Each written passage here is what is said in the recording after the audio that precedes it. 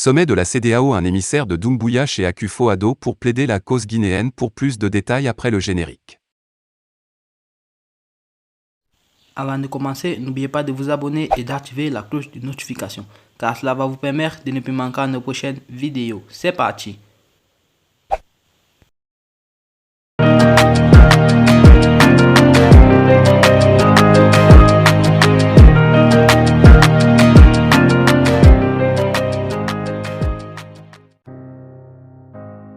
Colonel Mamadi Doumbouya, président de la transition guinéenne, recevant Nana Akufo-Addo à Conakry en septembre dernier à Accra pour éviter de nouvelles sanctions de la CEDEAO, Communauté économique des États d'Afrique de l'Ouest, qui se réunit en sommet le 3 juillet 2022.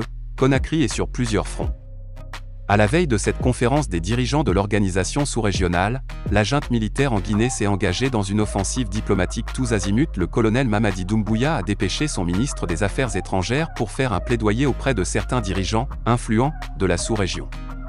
Abidjan, Dakar, Accra, Dr Maurice Sanda Kouyaté court depuis quelques jours pour plaider la cause guinéenne avant le sommet d'Accra, consacré en partie à la transition en cours en Guinée. Lors de leur précédent sommet le 4 juin dernier, les dirigeants s'étaient séparés, sans trouver de consensus sur les actions à entreprendre.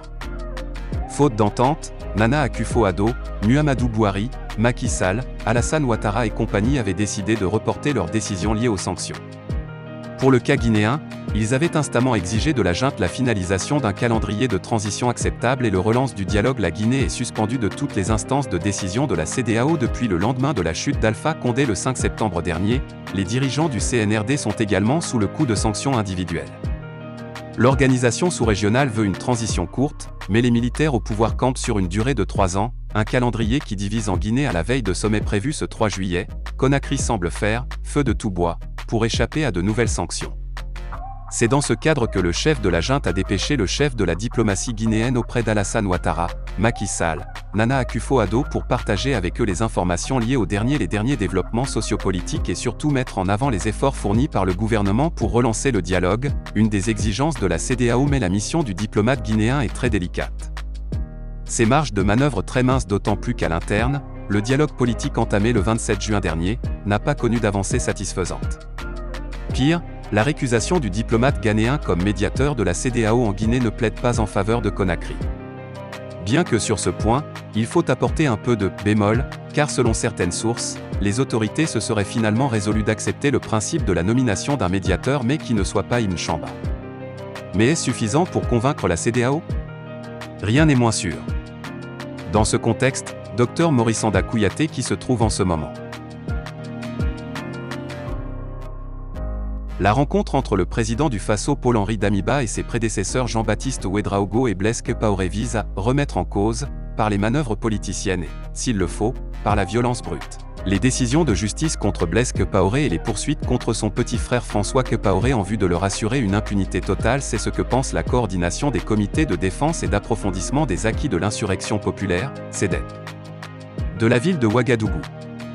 Dans un communiqué en date du 8 juillet 2022, l'organisation a appelé le peuple insurgé à se mobiliser pour exiger de l'ancien chef d'État, condamné à perpétuité dans le dossier Thomas Sankara, coordination des comités de défense et d'approfondissement des acquis de l'insurrection populaire, CEDEP.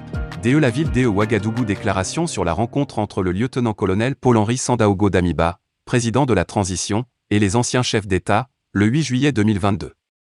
Depuis quelques jours, notre peuple assiste à la réalisation de nouveaux pas dans le déroulement de la réconciliation nationale, feuille de route d'union des différentes fractions de la classe politique bourgeoise réactionnaire totalement en faillite et qui tentent désespérément de trouver des moyens de sortie de leur crise de légitimité. Ce fut d'abord une rencontre aussi surprenante relevant d'une mise en scène ridicule entre le président Paul-Henri Sandaogo Damiba et deux anciens présidents Roch-Marc Christian Kabore, jusqu'alors en résidence surveillée, et Jean-Baptiste Ouédraogo, tenu le 21 juin 2022, considéré par le MPSR et ses alliés comme un pas vers la réconciliation nationale selon la presse. Jean-Baptiste Ouédraogo s'est envolé le lendemain pour Abidjan où il devait rencontrer Blaise Compaoré et préparer son retour au pays, lui qui y passe un exil doré depuis 8 ans après avoir refusé de s'assumer devant la justice qu'il a réclamé en vain pour qu'il réponde des nombreux crimes de sang et économiques de son règne de 27 ans. Et comme prévu le 7 juillet, Blaise Compaoré est effectivement arrivé à Ouagadougou.